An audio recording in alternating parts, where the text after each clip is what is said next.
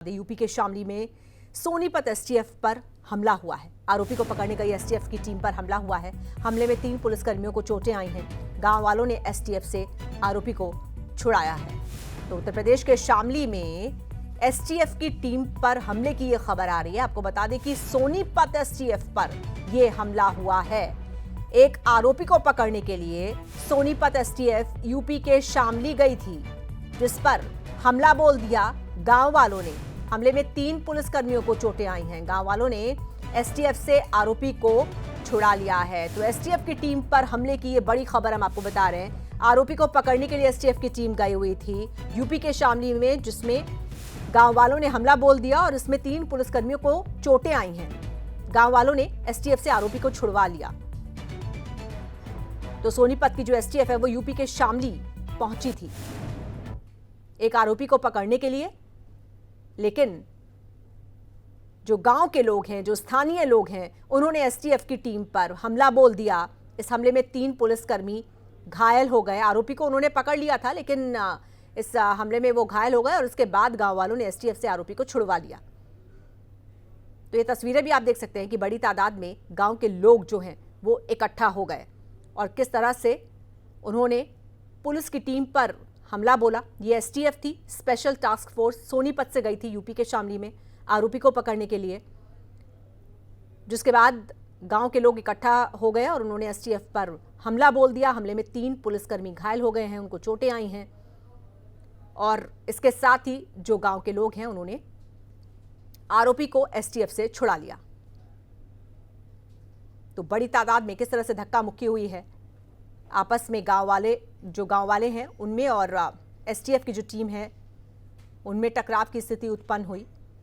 गांव वालों ने घेर लिया था चारों तरफ से और उसके बाद पुलिस कर्मियों पर हमला बोल दिया। 3 पुलिसकर्मियों को चोटें आई हैं, 3 पुलिसकर्मी जख्मी हो गए हैं इस हमले में, जिसके बाद जो गांव वाले हैं उन्होंने एसटीएफ से आरोपी को छुड़ा लिया। तो ये तस्वीरें आप देख सकते हैं। आइए सीधे चलेंगे अपने संवाददाता सनी मलिक के पास, जो सोनीपत से इस वक्त हमारे साथ जुड़ रहे हैं। सनी, सबसे पहले तो ये पूरा मामला बताइए, कौन सा आरोपी था, किस अपराध के तहत, किस अपराध में ये आरोपी था, क्या मामला था जिसके लिए सोनीपत की एसटीएफ यहां गई थी और उसके बाद क्या कुछ हुआ?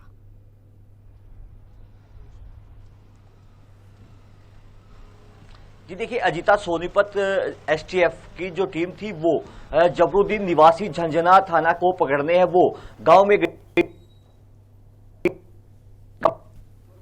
से कोई बदमाश वो मारने आए, लेकिन एसटीएफ की टीम पर गांव वालों ने ये समझकर हमला कर दिया कि कोई बदमाश है वो जबरुद्दीन को मार रहे हैं। लेकिन जब एसटीएफ के जो मुलाजिम थे, जवान थे, उन्होंने कहा कि वो सोनीपत एसटीएफ के अधिकारी हैं, तो उनके साथ उसके बावजूद भी बदतमीजी है वो की गई और एसटीएफ के जो अधिकारी है उनकी पिस्टल छीन कर शामली के जो झिझना गांव के जो ग्रामीण थे वो जबरुद्दीन पिस्टल छीन कर शामली के जो झिझना गांव के जो ग्रामीण थे वो जबरुद्दीन को वहां से लेकर फरार हो गए। लेकिन कल जिस तरह से हमारे पास जो सूचना ये आ रही है अजीता कि सोनीपत टास्क फोर्स ने इस पूरे मामले में कार्रवाई करते हुए आरोपी जबरुद्दीन के पैर में है वो गोली मारी है और वह फरार चल रहा था। उसके अलावा हम आपको जानकारी दे दें, अपने दर्शकों को जानकारी दे दें, जबरुद्दीन पर हत्या प्रयास, डकैती और लूट के लगभग 2 दर्जन से अधिक मुकदमे हैं वो दर्ज थे हरियाणा में और उसी पर कार्रवाई करते हुए सोनीपत एसटीएफ है वो उत्तर प्रदेश के झंझना है उसको पकड़ने गई थी। लेकिन जिस तरह से एसटीएफ के अधिकारियों पर वहां पर हमला हुआ है, कर्मचारियों पर वहां पर हमला हुआ है, तो कहीं ना कहीं उत्तर प्रदेश पुलिस की कार्यप्रणाली पर हरियाणा पुलिस है वो सवालिया निशान है उठाते हुए नजर आ रही है। लेकिन सबसे बड़ी बात यह है अजीता कि अब एसटीएफ ने जबरुद्दीन को पकड़ लिया है, मुठभेड़ में उसको पकड़ा है और शामली के झंझना गांव से ही उसको पकड़ा। उसके पैर में है गोली लगी है और उसके बाद सोनीपत एसटीएफ की टीम उसे शामली जो पुलिस को सुपुर्द कर वापस आ चुकी है। इस पूरे मामले में एसटीएफ ने झंझना गांव के 40 ग्रामीणों के खिलाफ वहां पर पुलिस पार्टी पर हमला करने का मुकदमा है वो दर्ज कराया है। जी अजीता। बिल्कुल सनी, जिस वक्त यहां पर सोनीपत एसटीएफ गई थी, क्या उसके साथ में यूपी पुलिस भी थी?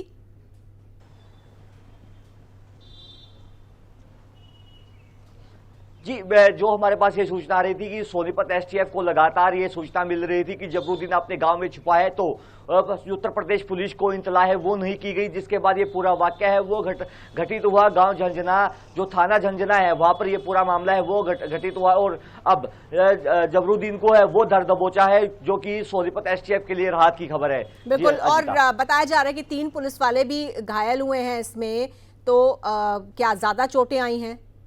और टीम कितनी बड़ी थी, कितने लोग गए थे? जी देखिए अजीता, जिस तरह से हम अपने दर्शकों को तस्वीरें दिखा रहे हैं कि लगभग 100 से 150 जो के आसपास जो ग्रामीणों की जो संख्या है वो वहां पर थी, जिसके बाद एसटीएफ के जवानों की जो AK-47 है और पिस्टल है वो छीनने का प्रयास है वो किया गया था कर्मचारियों से, लेकिन कर्मचारियों ने ना तो अपनी पिस्टल छीनने दी और ना ही AK-47 छीनने दी आरोपियों को। तो हम कह सकते हैं कि उनको हालांकि गंभीर चोटें हैं वो तो नहीं आई है, लेकिन कुछ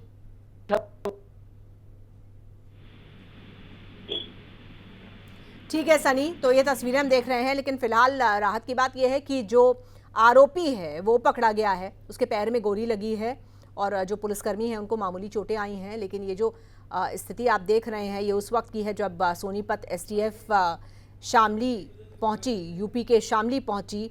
एक आरोपी जिसका नाम जबरुद्दीन है और जो हत्या, लूट और डकैती के दर्जनों मामलों में वांटेड है, उसको पकड़ने के लिए हरियाणा पुलिस की ये टीम सोनीपत एसटीएफ जो थी ये यहाँ आई थी। लेकिन गांव वालों ने इसका विरोध किया, गांव वाले इकट्ठा हो गए और पुलिस की टीम पर हमला बोल दिया गया, जिसके बाद जो 40 स्थानीय लोग हैं, ग्रामीण हैं, उन पर भी मामला दर्ज हुआ है और आरोपी को छुड़ाने की कोशिश गांव वालों की तरफ से की जा रही थी, लेकिन बाद में इस आरोपी को पकड़ लिया गया है और फिलहाल आरोपी को यूपी पुलिस को सौंप दिया गया है।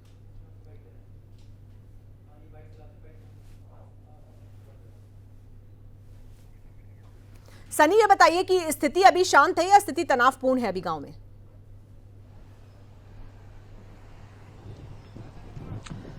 देखिए, जब हमारी सोनीपत एसटीएफ के अधिकारियों से बातचीत है वो हो रही थी, क्योंकि सोनीपत सीपी बी सतीश बालन आईजी है, फुल फ्लैग चार्ज है एसटीएफ का। तो जब हमारी उनसे फोन पर बातचीत हुई तो उनका कहना है कि अभी स्थिति है वो सामान्य है, अधिकारियों उत्तर प्रदेश पुलिस को सुपुर्द है वो कर दिया गया आरोपी को, और अब सोनीपत एसटीएफ अपनी स्तर पर इस पूरे मामले की जांच है वो कर रही है। लेकिन जिन आरोपियों ने, जिन ग्रामीणों ने सोनीपत एसटीएफ पर हमला किया था उनको गिरफ्तार करने का प्रयास है अब उत्तर प्रदेश पुलिस है वो करेगी। हालांकि अब लगातार दोनों प्रदेशों के जो अधिकारी हैं, शामली एसपी और सोनीपत सीपी बी सतीश बालन, लगातार बातचीत है वो कर रहे हैं कि किस तरह से इस पूरे मामले को एक बार फिर से मीडिया के सामने मीडिया से दूरी बनाई जाए इस पूरे मामले को लेकर। लेकिन सबसे बड़ी बात ये है अजीता कि ये वीडियो है वो सोशल मीडिया पर लगातार वायरल हो रहे हैं। हालांकि एसपी शामली ने इस पूरे मामले में अपना पक्ष है वो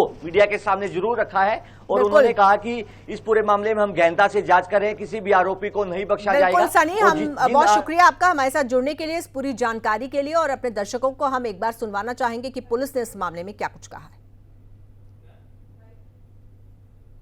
थाना झंझाना में हत्या के एक वांछित अभियुक्त को गिरफ्तार करने के लिए हरियाणा पुलिस की एक टीम आई थी। इसमें वहां के उनके जो अभियुक्त थे उसके परिचित तथा कुछ स्थानीय व्यक्तियों ने जो है कार्य सरकार में बाधा उत्पन्न की, संबंधित टीम के साथ मारपीट की तथा पिस्टल छीनने की घटना कारित की। इस संबंध में तत्परता से जो है कार्रवाई करते हुए अभियोग पंजीकृत कराया गया है। यह अभियोग बलवा 7 CLA इत्यादि धाराओं में 21 व्यक्तियों जो नामजद हैं तथा अन्य अज्ञात व्यक्तियों के विरुद्ध पंजीकृत किया गया है। जो वीडियो है उसके आधार पर जो लोग हैं उनकी आइडेंटिफिकेशन की जा रही है और वर्तमान में 6 अभियुक्तों को इसमें जो है गिरफ्तार कर लिया गया है। जो सरकारी पिस्टल उनसे छीनी गई थी वो बरामद है और इसमें कठोरतम कार्रवाई की जा रही है और संपूर्ण प्रकरण में इसमें जो कठोर धाराएं हैं गैंगस्टर अधिनियम तथा राष्ट्रीय सुरक्षा अधिनियम उसके अंतर्गत भी कार्रवाई की जाएगी।